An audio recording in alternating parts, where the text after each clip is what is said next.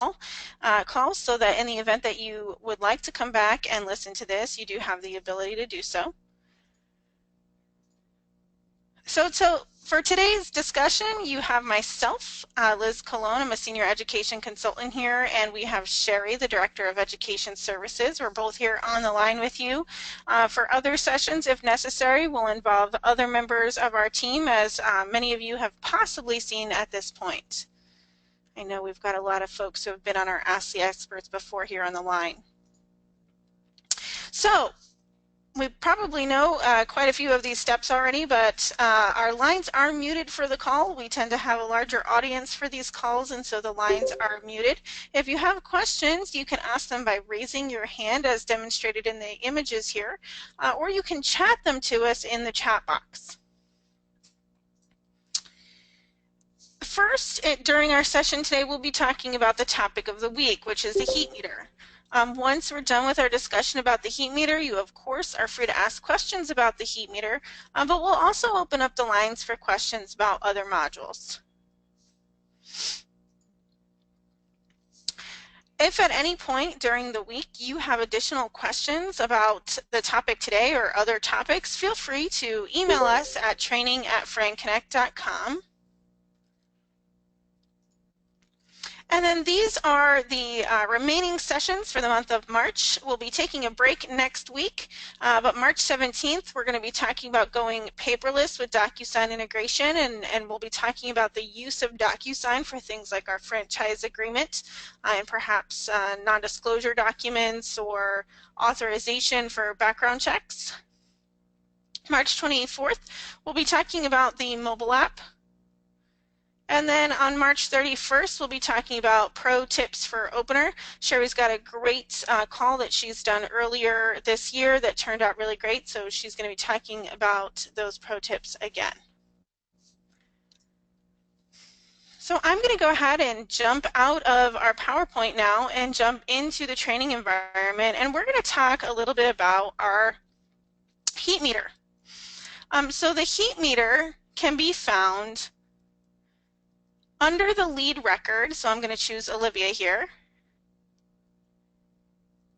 and is present here along the right-hand side, heat meter, you'll see it. The heat meter acts like a thermometer, as you can see, starting at 0 and going all the way up to 100. This shows us how hot or cold a lead is based on the sales process steps they complete. So if you've ever been on a sales call with me, which I know some of you have, you'll notice that I frequently talk about inside the lead record here are forecast details. Forecast details allows our sales team to forecast a rating and the probability of conversion. These items can be subjective. So unless we have a very good and calibrated sales team, we may be rating a lead hot or cold based on a gut feeling or based on a conversation rather than data. Okay, and so what I think or what we say that the heat meter does is it allows you to make choices about leads or conversion predictions about your leads based on some data that you can collect. Okay, and so you can see here that Olivia has completed some of our sales process steps. We've had a phone call with her, she's filled out our qualification form, we've got a discovery day set up for her, she's received the FDD, and she's met our basic qualifications. As she completes each of these steps, her heat meter, which starts at 0, and I'll show you that in just a minute, will begin to rise, showing us that Olivia now has a heat index of 70, and Olivia is a good candidate for conversion. Now she may not. We may lose her to some other unforeseen thing, which happens in sales, right? But we at least can get a good visual picture that because she's completing these steps and she's moving through our sales pipeline, we have a greater likelihood of converting her than somebody else. Now, we've all, if any of you are in sales, you've all had that one guy who likes to talk your ear off, but there's no action behind it. And so we may get stuck spending a lot of time with Bill, we'll call him, rather than spending a lot of time with Olivia, simply because Bill is a time hoarder. Okay, but really Bill is not completing any of these steps. And so this visual picture allows us to direct our attention to Olivia. So how does this work? Well, there are some ways that we set this up on the back end, and I'm going to talk to you about that. And then I'm also going to show you how each of these elements that are listed here are completed within the lead record. So I've created a lead for today named Jason, and Jason's just come in. And Jason has a heat meter that has not yet been filled out. And that's because he just came into our system. As we begin to interact with Jason, his heat meter will rise. And so let's talk about that. If we log a call for Jason, because calls are one of the elements that impact our heat meter, we can go ahead and fill in a call for him.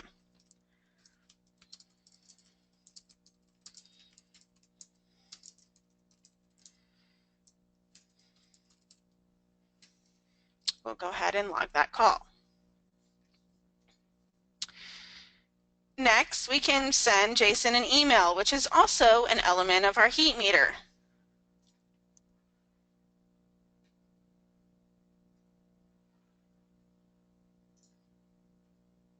I'm going to pull in a template, and we'll go ahead and click send on that, and that'll send an initial email.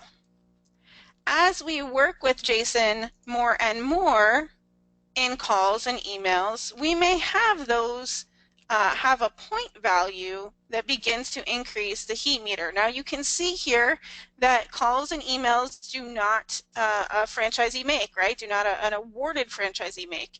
And so we don't give those a lot of point values. Okay, but there are other things that will impact point values. So now that we've done our intro call, I'll change the status. Statuses can change our heat meter. As we complete the sales process steps here with Jason, we can go ahead and complete the statuses here, again, which impact the heat meter, but we'll also be able to do some other things on the account here.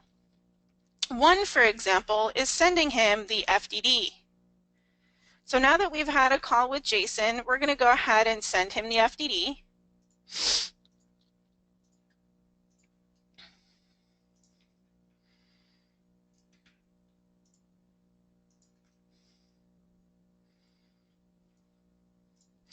And his completion of the FDD will impact the heat meter.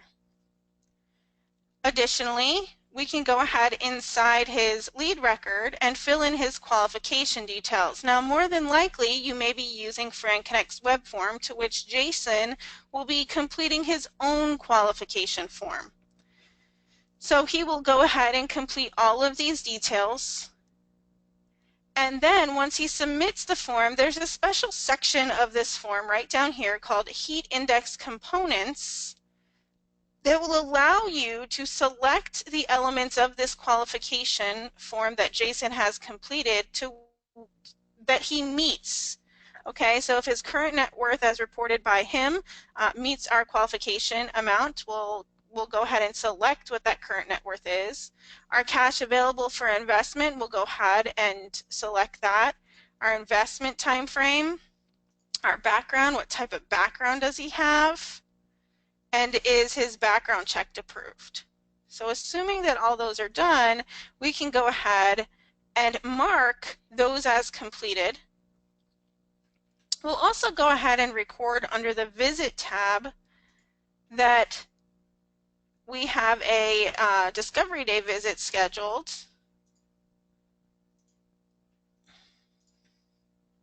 Let's schedule it for today.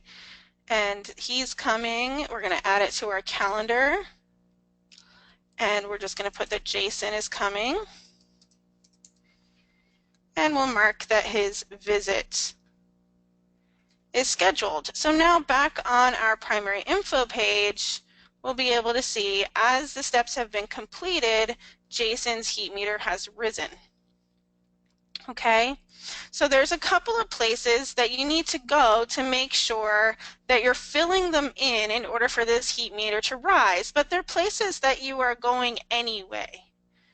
And so qualification, you're evaluating whether or not he qualifies to be an owner in our organization. Visit, you're recording whether or not he comes to a discovery day. FDD, you're sending that and he is completing that process. Now, you'll see here that FDD is not marked complete, and that is because he has not yet signed it. If I went into my inbox right now and went through the FDD process, we would see that this then would have a check mark and that he would be evaluated as having completed the FDD. Now, you're probably thinking, Liz, how did you know to go to these places? I know to go to these places because inside the admin section, so let me walk there, admin,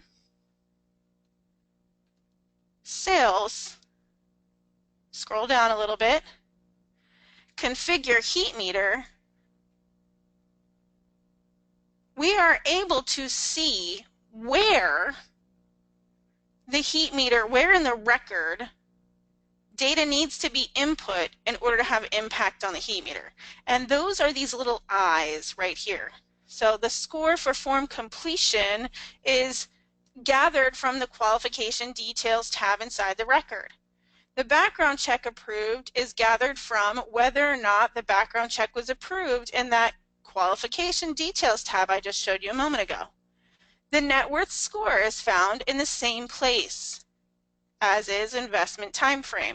And so these little eye icons tell us what do we need to fill in the record in order for the heat meter to be impacted. Again, you're filling these things in anyway. Okay? Now, how do we use the heat meter? Like, how do we set it up? Because each one of you that's on the line here with me today is going to have a different way that you set up the heat meter. You're going to have different things or different sales process steps. Maybe they're in a different order, or maybe you're going to want to disclude some and include some. And so you can go ahead and completely customize this to your organization by coming here into this admin sales configure heat meter and selecting modify. When you do that, you have total access to add point values to these elements. And you're probably thinking, well, how do I know what kind of point values to assign? Well, you probably have some idea about the number of leads that convert in each sales process step. So I mentioned earlier, with phone calls and emails, neither one of those does a franchisee make. However, the larger number of phone calls and emails perhaps does lead to a greater relationship, which can then lead to conversion. Now, we're making some assumptions there, of course, but you'll notice here that we have a score for each call received and each call that went out, and we give point values to that with a total maximum score allowed of 5 points. So we're not getting very far here with phone calls or marketing emails, but of course we can include those in our evaluation because they do have some merit in relationship building. Our qualification form. So if we find that 30% or 40% of leads who fill out, and maybe that's a high number, maybe it's more like 20%. If 20% of leads who fill out our qualification form actually convert, then we may give point values that are relative to that here to the qualification form. Now perhaps we have some better numbers related to investment time frame or net worth. Those folks who have higher net worth are more likely to convert. Those folks who have more cash available for investment are more likely to convert. So we can assign point values to those evaluation methods to ensure that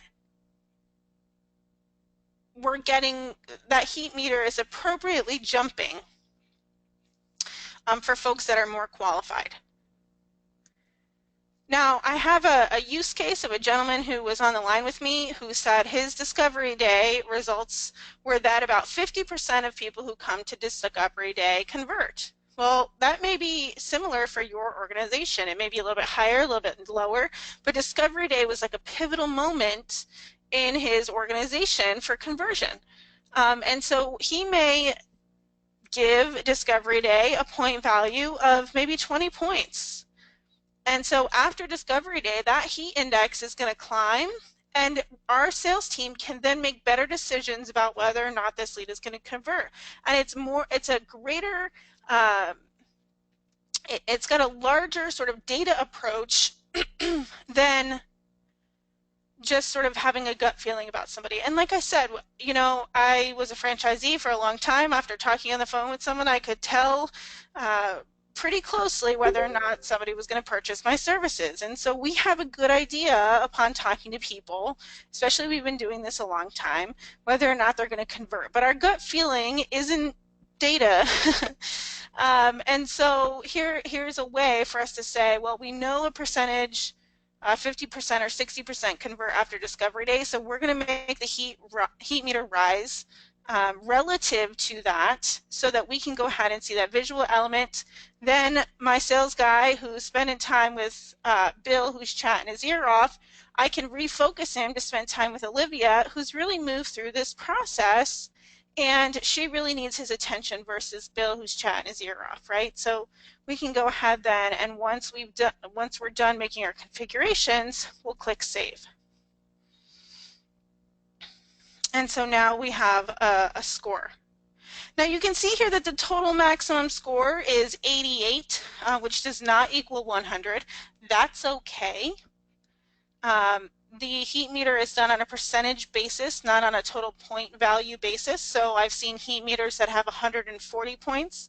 I've seen heat meters that have 88 points, or lower or higher, just depending. So the point values are on a percentage basis, and that's how the heat meter works, rather than each of these having to add up to a total of 100 points.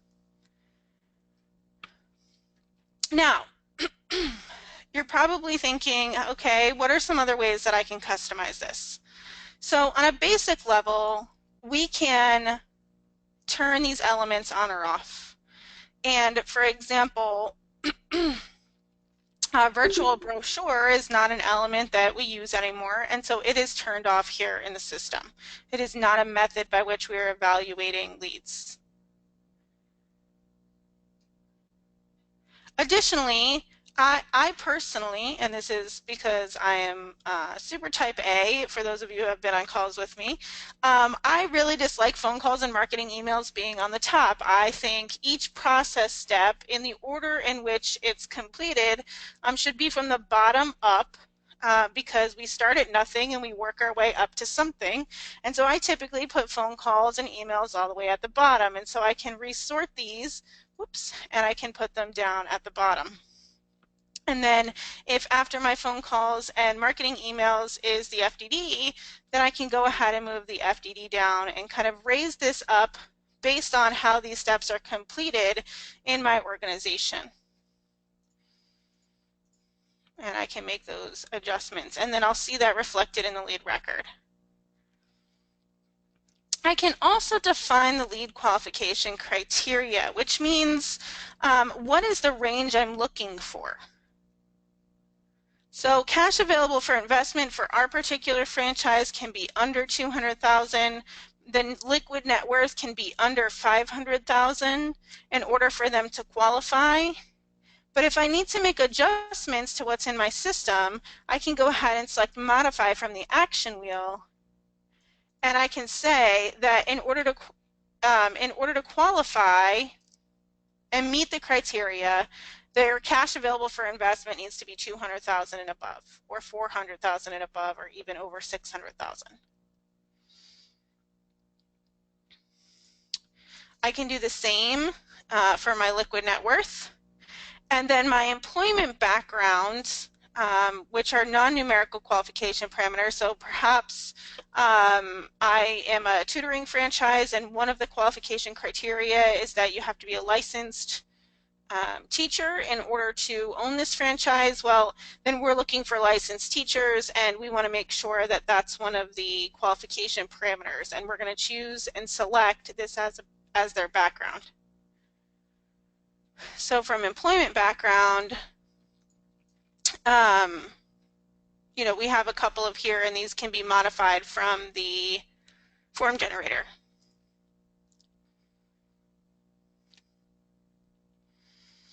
Define lead status criteria allows us to define which lead statuses impact the heat meter. So while we can't necessarily give these a point value, when a lead completes each of these statuses, it does impact the heat meter. So we may include all lead statuses except closed, for example, or killed. Lead killed does not need to impact the heat meter. And so we can use the left-hand column. These are the ones that impact, and these are the ones that don't.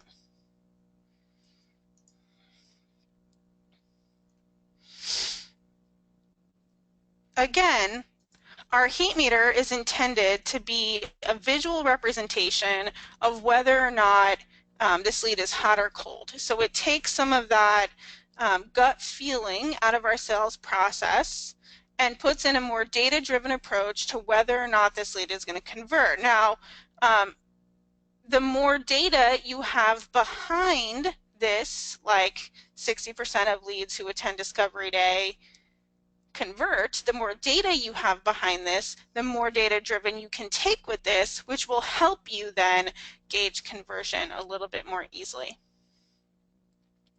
All right, so I've covered what the heat meter is, how to use it, how to set it up. What questions do you have for me?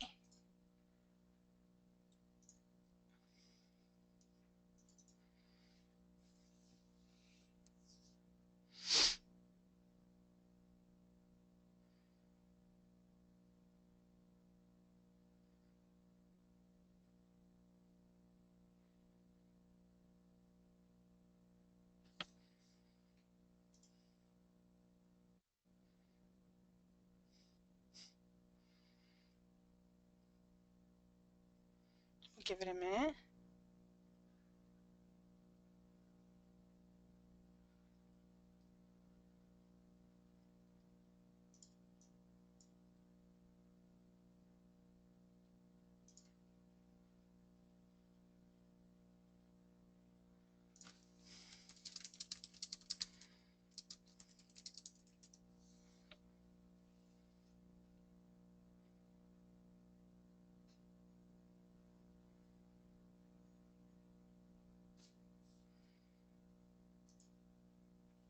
Patrick, do you want me to open the lineup for that?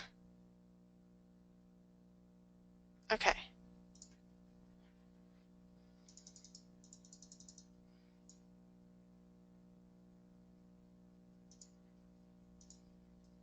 Go ahead, Patrick.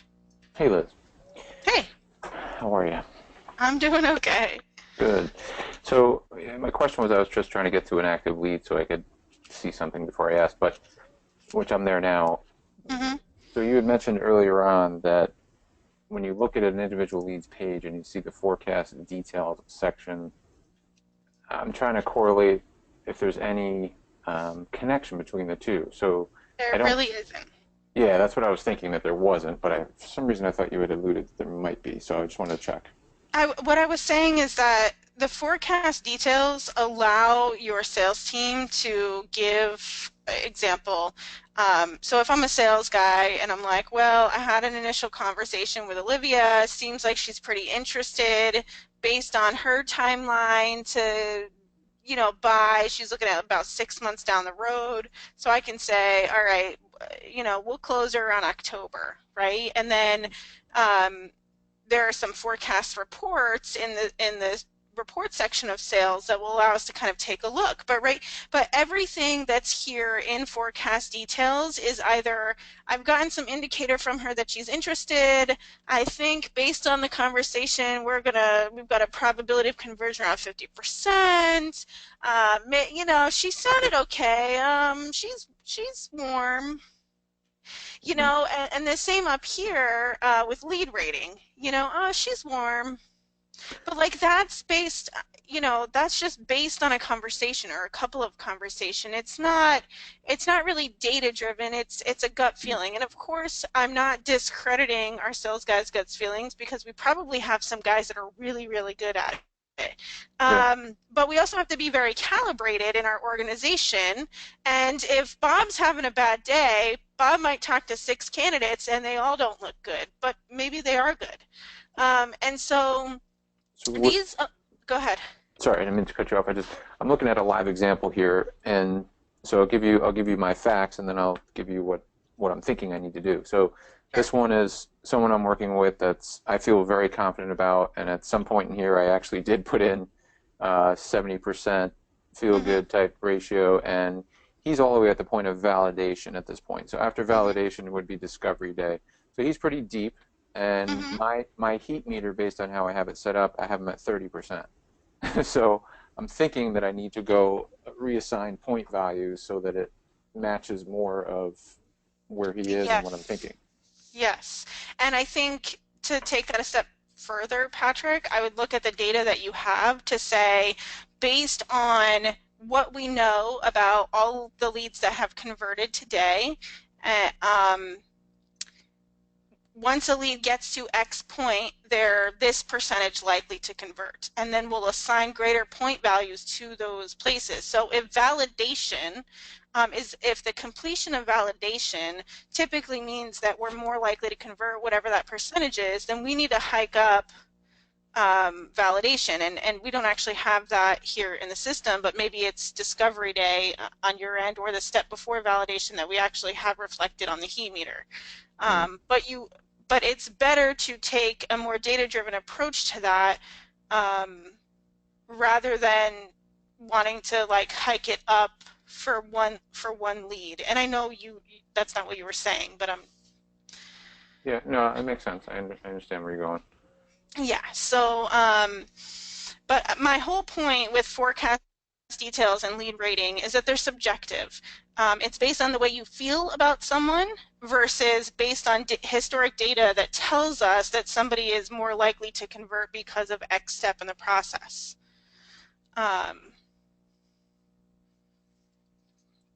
so Sherry has a comment here. You can go ahead, Sherry. I'm sorry. I didn't mean to have you muted. That's okay. Can you hear me? Yep, sure can now. Yeah, so sorry about that. Yeah, my side comment to Liz was just that the heat meter is often for figuring out what a group of leads is going to do or where those guys are. You'll always have people who fall outside the mean.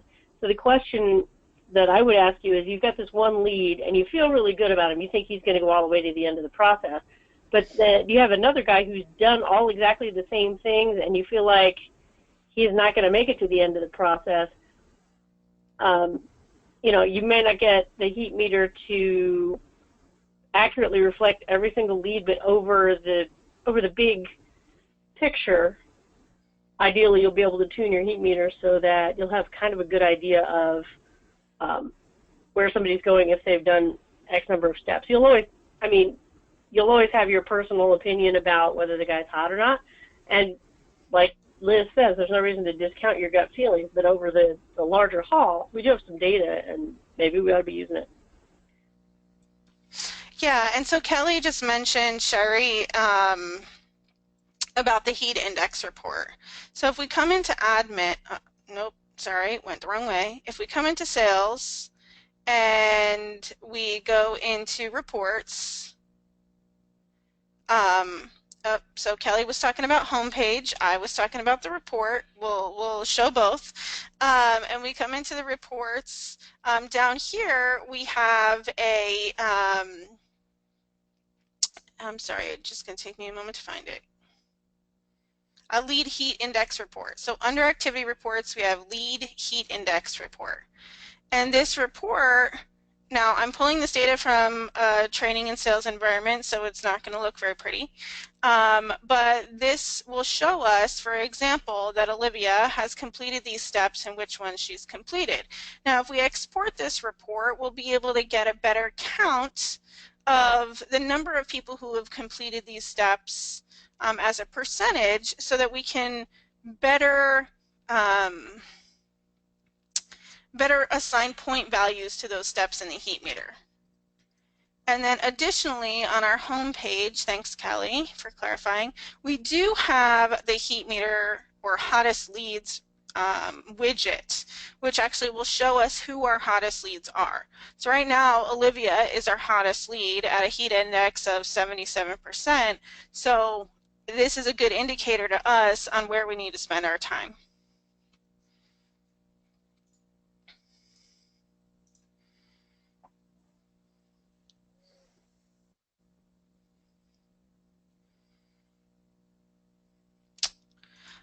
So Kelly's asking, if we add web forms, like the application web form, can we assign those points for the heat meter? That's a really great question. At this point, the only elements that are available in the heat meter are those that are listed.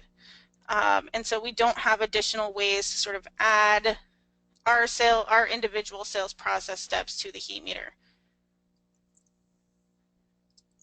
And I know application's not one of them, but I know that's an example that you were providing as well. Go ahead, Kelly. Let me open up the line for you. Okay, you're unmuted. Hi. Good morning. Good morning. Afternoon here, but it counts. I was looking at the forms that actually do qualify for the heat meter, Mm-hmm. and one of them is the qualifications form, whether or not that's filled out. Right. So I thought I had with that was to essentially modify that. I think we can modify that web form Yes, you can. to be something like a pre-application kind of to see if we want to pursue that, and then appoint that one quite a few points. So that's where I'm going with that, is trying to, if we're using the web forms to collect the information, then somehow get that information as part of the heat meter, at least Yes. to make it worth looking at. Right. So absolutely. The qualification form and qualification being met are both come from the qualification details page, which has its own web form listed in the web form section in the admin. And so if you are using that form, yes, you can make modifications to it, as we've learned in other lessons. So if you are using that form, the lead submits that form, qualification is met by that form, then of course that form has impact on the heat meter. But other web forms that you have or that you create, because they are not considered elements of it to date, will not impact it. Okay, Patrick's got some stuff. Let me see.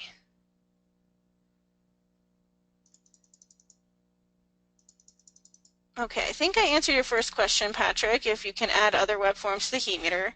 So we now have a pre-qualification form that is sent first.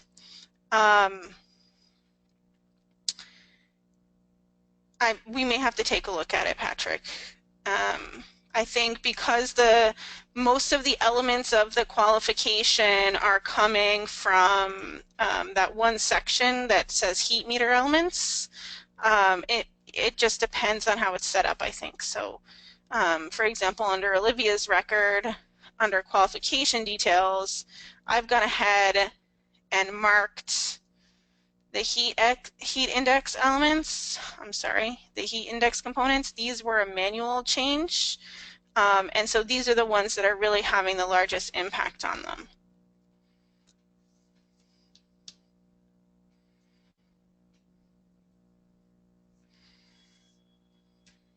Any additional questions?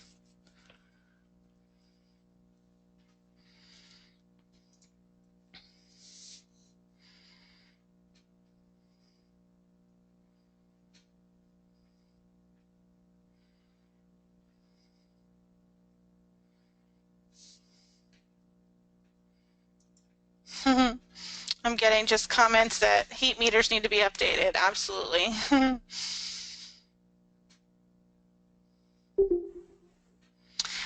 I think historically we've kind of, closed leads with less than 30 points. Good point, Cal. Absolutely. So yeah, if we've got closed leads with less than 30 points, we definitely need to assign some higher point values to those steps in the process that we know are leading to a higher rate of conversion. Discovery Day is just one of the many examples that franchisors have validated happens to be a really good place for recognizing conversion. So let me see. Another question on the line.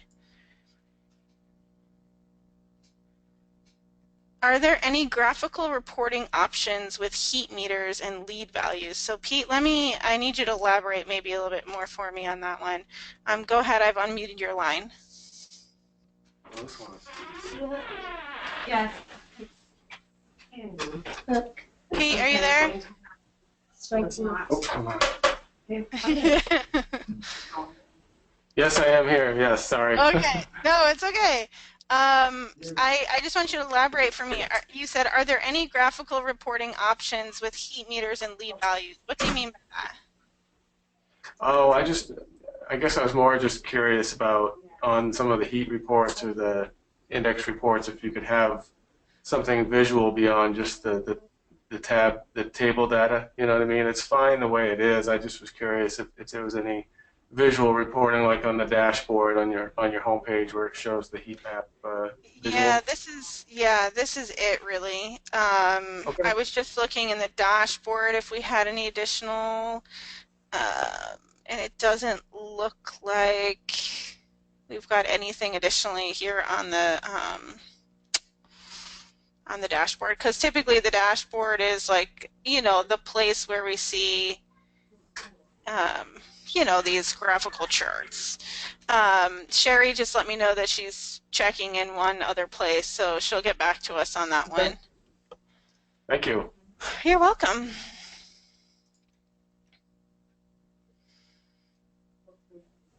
So it'll just be a moment probably on that.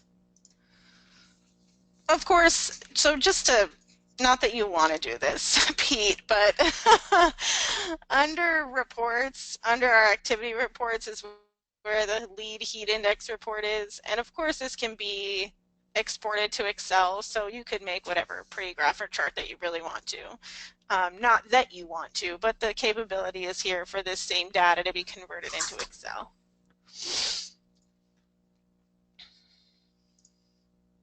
No, I think have there is good. I'm just going to get my feet wet with it a little bit more, but thank you.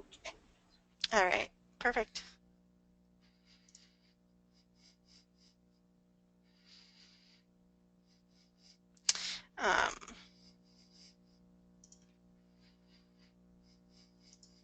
Okay, we'll give it just another minute. I'm going to see if Sherry comes up with anything, and feel free to ask me any questions.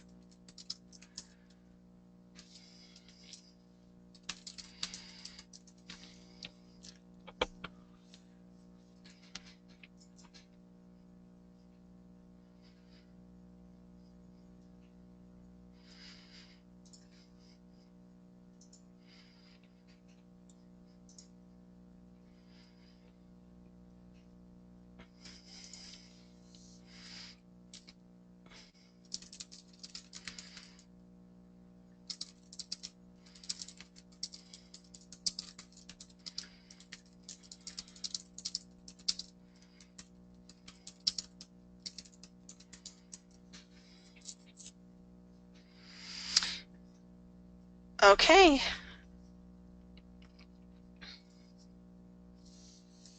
All right, Sherry, I'm going to let you go ahead and show that. Sherry was playing with some of the reporting earlier, this heat index report, and so I'm going to go ahead and have her kind of show that. So I'll get it started because she's going to show you what she did after she exported this to Excel.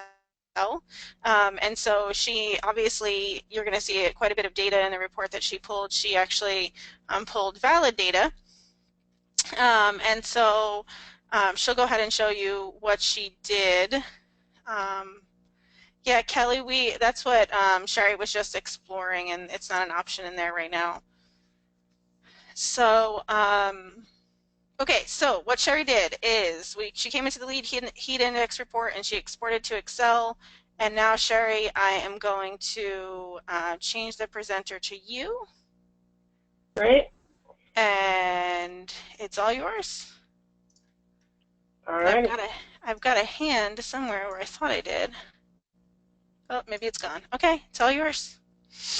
All right, great. So basically what I did was I pulled the leads and I filtered them in two ways. So the first thing I did was pull closed leads because I wanted to know what is the contribution of each one of these heat index items to a closed lead. Like, could I tell what was more important by doing that based on my historical data that I've already got in there? And so I got some interesting stuff in here, basically pretty much by counting up the various things where people had said yes or no. So I've got some formulas in here that tell me that. They're counting up the number of people who said yes, for example, and then doing a percentage of, okay, how many people total over, you know, how many people said yes over that, or anything that had a date instead of no, and so on.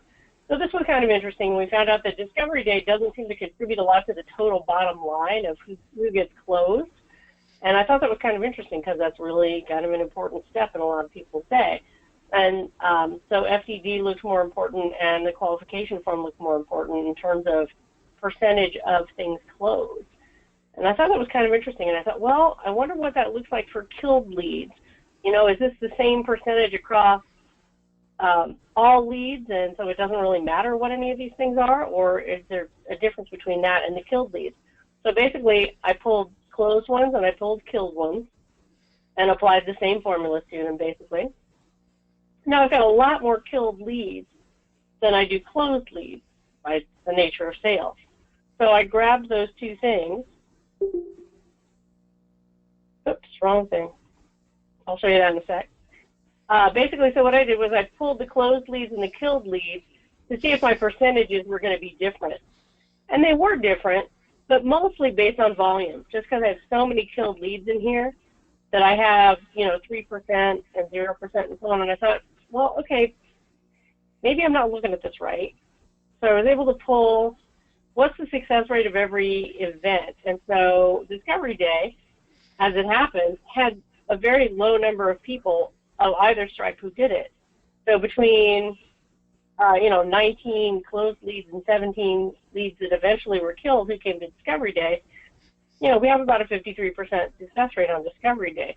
So that gave me kind of an interesting look at what the success rate of things were. I could also see the average number of calls and the average number of emails, but they didn't seem to be, one, either very high. We don't call people or email them that much in this particular data, and it didn't seem to make much of a difference in between called leads or killed leads. So I didn't feel like that was a success rate thing. But I thought the success rate of these various things, like a lot of people read the virtual brochure, but it's just because everybody reads the virtual brochure. It's not necessarily something that's contributing to our success. The things that were contributing to success seem to be Discovery Day, and then to a lesser extent, these other two. So how does that relate to my heat index scores?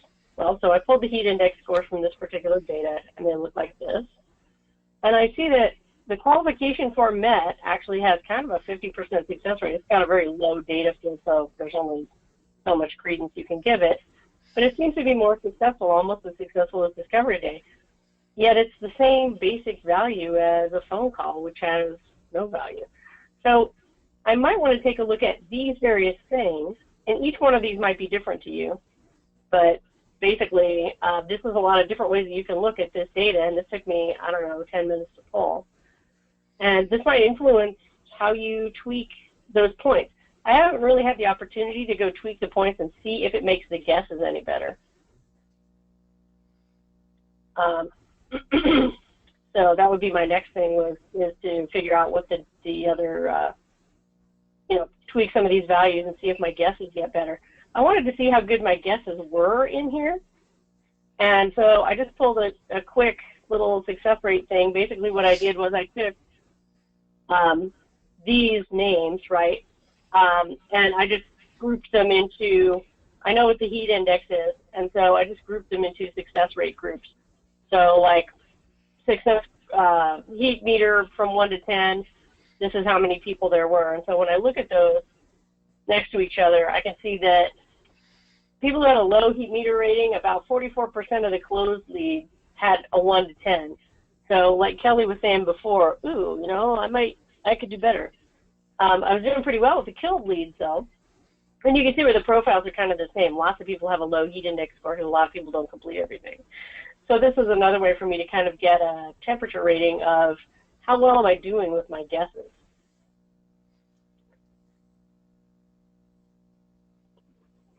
So that's what I was doing when I was messing around with Excel. Kelly, you have a good point of, yeah, I am like dragging my data back out into Excel because don't we all do that? But it is one way to take a look at that. A lot of you are going to know this information, and this may either confirm what you have or it may pop up as a surprise. So that's all I had. Super. Thanks so much, Sherry. Yeah. And we'll also tell you how good your data is. You're correct, Kelly.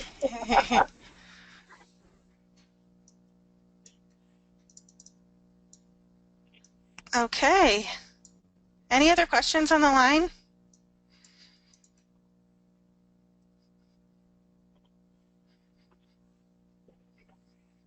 Kel, I did get your question about the data. We'll double check that on our end. I don't think it'll be a problem, but we'll double check that for you.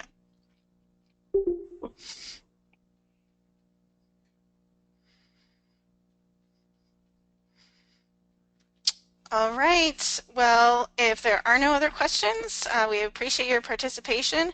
Join us on the 17th for a discussion about DocuSign, and we'll talk to you again soon. Have a great day.